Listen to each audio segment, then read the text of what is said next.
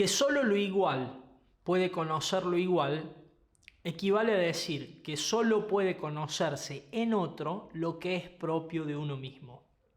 Y esta es la operación analítica central para Racker.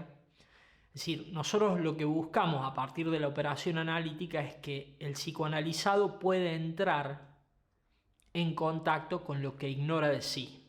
Y para entrar en contacto con lo que ignora de sí, necesita que nosotros podamos ayudarlo a establecer este pasaje, a este reconocimiento. Ahora bien, nosotros para poder entrar en contacto más directamente con lo que el paciente ignora de sí, tenemos que conocer lo que ignoramos de nosotros, porque de lo contrario no vamos a poder identificar, captar, percibir aquellas exteriorizaciones de lo inconsciente que se hagan manifiestas en el discurso, en la conducta o en las diferentes formas en las cuales una persona se conduce y se dirige hacia nosotros. Si retomamos lo que habíamos visto de Freud, que señala que todo ser humano posee en su inconsciente un instrumento para escuchar el inconsciente de la otra persona, de otro ser humano, sería que lo que distingue a un psicoanalista o lo que lo vuelve apto o idóneo para ejercer esta función sería que ha desarrollado mediante un análisis personal, un análisis didáctico, las supervisiones y las distintas instancias que la formación analítica pone a disposición de quien ejerce esta profesión, incluida también por supuesto la formación teórica, que es central, ha depurado la posibilidad de acceder a los propios contenidos inconscientes, ha depurado esa capacidad que de alguna manera es universal. Así como Freud señala que la transferencia es universal, también señala que todos de alguna manera tenemos esa capacidad de escuchar desde nuestro inconsciente. El entrenamiento psicoanalítico lo que produce es una permeabilidad especial para lo inconsciente en uno, que ya los contenidos inconscientes que habitan a un sujeto que se dedica al ejercicio de la práctica psicoanalítica, por supuesto que el psicoanalista tiene inconsciente, pero la relación con su inconsciente es más permeable. Es decir, que el psicoanalista es un sujeto que ha desarrollado esta escucha, esta capacidad de escuchar lo inconsciente en otro, a partir de hacerse más permeable a lo inconsciente propio.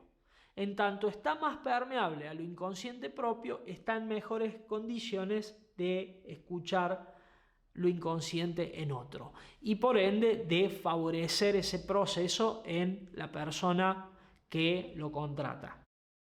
Solo puede captarse el inconsciente de otro en la medida en que la propia conciencia está abierta a los propios instintos, sentimientos y fantasías. Solo sirve captar en el otro aquello que el analista ha aceptado dentro de él como propio y lo que por lo tanto puede ser reconocido en el otro sin angustia ni rechazo. Hay algo en lo que mortifica al analizado, hay algo que rechaza de su conciencia, que lo angustia. Si esto angustia también al psicoanalista, evidentemente que eso pasa inadvertido, no es escuchado. Si esto ha sido adecuadamente elaborado, tramitado, procesado por el psicoanalista, en el psicoanalista se va a hacer consciente una representación referida a eso que el analizado reprime. Entonces nos dice Racker, también el analista, al escuchar lo que el analizado le comunica y al identificarse con los pensamientos, deseos, temores y sentimientos de éste, se abandona simultáneamente a la libre asociación. Es decir, crea una situación interna en la que está dispuesto a admitir en su conciencia todos los pensamientos y sentimientos posibles. En el caso de que el analista esté bien identificado con el analizado y de que tenga menos represiones que éste, los pensamientos y sentimientos que surjan en él serán justamente aquellos que no han surgido en el analizado. Escuchemos en relación a esto que plantea Rucker. Tal disposición o actitud mental opuesta a la que adoptamos al concentrarnos es el estado ideal para que la conciencia del analista pueda ser sorprendida por fantasías rechazadas y ocurrencias reprimidas. Este método parece haber sido intuido ya por un viejo sabio chino del que se cuenta la siguiente historia. Un día aquel sabio perdió sus perlas. Mandó pues a sus ojos a buscar sus perlas, pero sus ojos no encontraron sus perlas. Mandó entonces a sus oídos a buscar las perlas, pero sus oídos tampoco encontraron sus perlas. Mandó luego a sus manos a buscar las perlas, pero tampoco sus manos las encontraron. Y así mandó a todos sus sentidos a buscar sus perlas, pero ninguno de ellos las encontró. Finalmente mandó su no buscar a buscar sus perlas, y su no buscar encontró las perlas. Ahora me gustaría hacerles mención a un texto muy valioso desde mi punto de vista, sin pertenecer a el rubro o el ámbito o el campo del psicoanálisis. Es sumamente interesante para investigar en alguno de estos fenómenos. El texto se llama Acerca de perros que saben que sus amos están camino a casa. Fue escrito por Rupert Sheldrake, un autor muy interesante inglés que ha investigado acerca de los campos mórficos. Nuevamente les recalco esto. No me interesa la psicología animal, no es mi campo de investigación. Sí me interesa saber qué de nosotros ponemos en los animales, qué de nuestra psicología, de lo desconocido de nosotros mismos, de lo ignorado por nosotros mismos, de lo reprimido por nosotros mismos, se expresa en la conducta, en el comportamiento de aquellos animales que tienen con nosotros un vínculo muy cercano, muy próximo. ¿Qué de nuestro saber inconsciente, de lo que ignoramos de nosotros mismos, ponemos en ello, proyectamos de nosotros en ellos y nos reencontramos con este rodeo a través del otro del cual siempre les hablo y que en la neurosis es un hecho directamente ligado con el saber inconsciente que se va a desplegar también en la transferencia con el psicoanalista? ¿Qué de nosotros nos reencontramos en el vínculo con ellos? Entonces, en este caso, por ejemplo, Sheldrake habla de que el perro promedio se comporta literalmente como si estuviera unido a su amo por una cuerda invisible.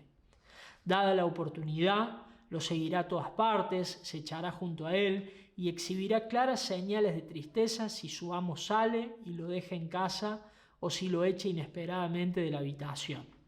Recuerden ustedes cuando hablábamos con Freud en Sueño y Ocultismo en la conferencia de 1932, cómo Freud hablaba de este vínculo, de este lazo secreto que se establece entre dos seres que tienen un trato regular.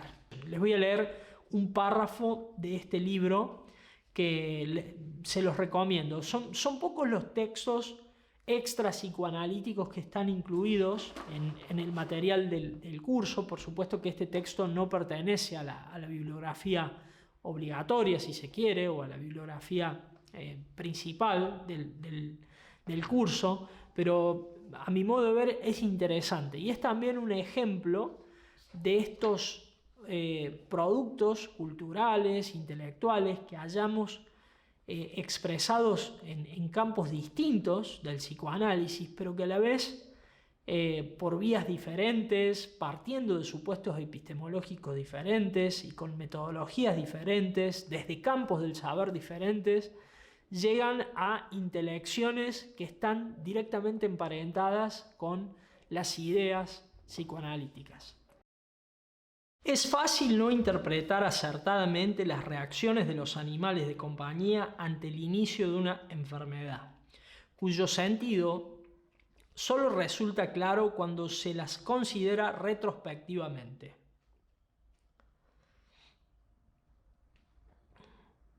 Fíjense, paréntesis, cómo habla del sentido a nivel retrospectivo. Tengan presente que este autor no es un autor psicoanalítico, pero los psicoanalistas también pensamos que el sentido solo se reconstruye o solo resulta claro cuando se lo considera retrospectivamente. Lo mismo es cierto del comportamiento inusual previo a muertes súbitas. En 1995, Christine Vickery y su marido vivían en Sacramento, California. Ella lo describe como fanático del estado físico, 52 años de edad y muy buena forma. Empezaba cada día con píldoras de vitaminas, tenía una dieta baja en calorías y además de trabajar en su máquina de ejercicios físicos, acostumbraba a hacer a pie parte del camino al trabajo. La tarde del 1 de diciembre llegó a casa a las 18:30, como de costumbre. En lugar de correr a saludarlo, mis perros Smokey y Popsy se quedaron en sus cestos, en otra habitación. Él los llamó, rehusaron a moverse. A las 9 de la noche los perros vinieron a la sala, se sentaron a los pies de mi marido y lo miraron fijamente. Mi marido se puso nervioso y se preguntó qué sabían ellos, así dijo, que él ignoraba. Mantuvieron su extraño ritual los 5 días siguientes. En la noche del 6 de diciembre, el más viejo de los perros, Smokey, acarició con el hocico la pierna de mi marido. Popsy le ofreció una pata. A la 1:30 de la mañana del 7 de diciembre, mi marido murió dormido. Envidié a los perros. De alguna manera lo sabían y se habían despedido. A mí me parece un párrafo hermoso, claro, porque nos muestra hasta qué punto el saber que se supone en otro es directamente correlativo, refractario, con un saber que se busca ignorar. Nosotros a esto lo vemos claro, ¿no?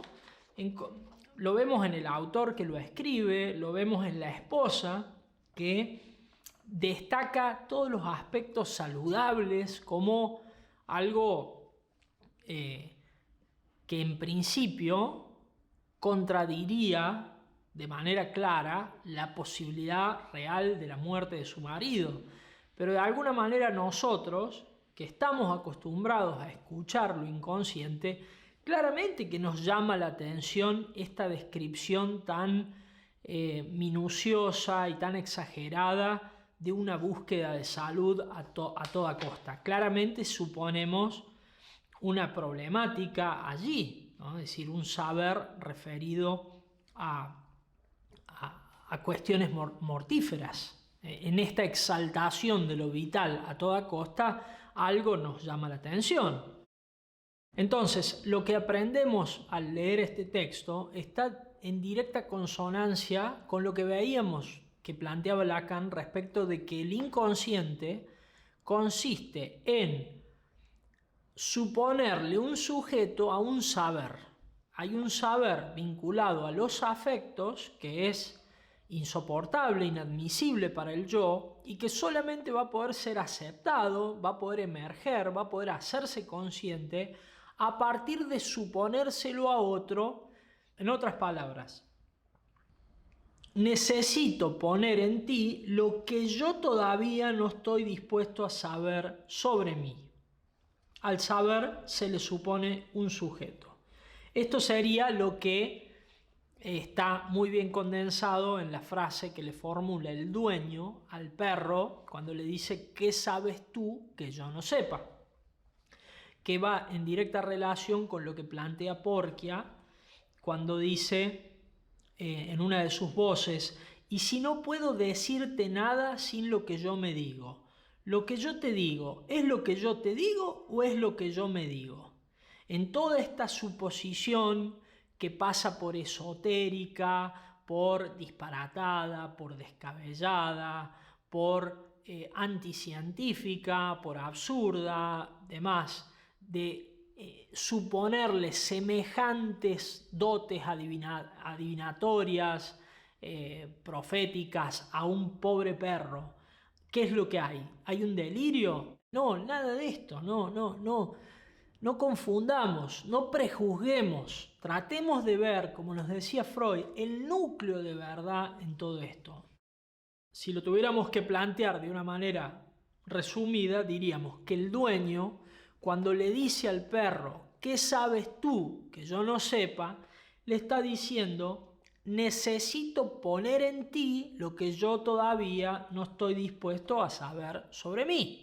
Hay algo que sé sobre mí, que intuyo sobre mí, que me resulta insoportable, que no lo puedo tolerar, que lo tengo que encontrar en ti para saber que está en mí.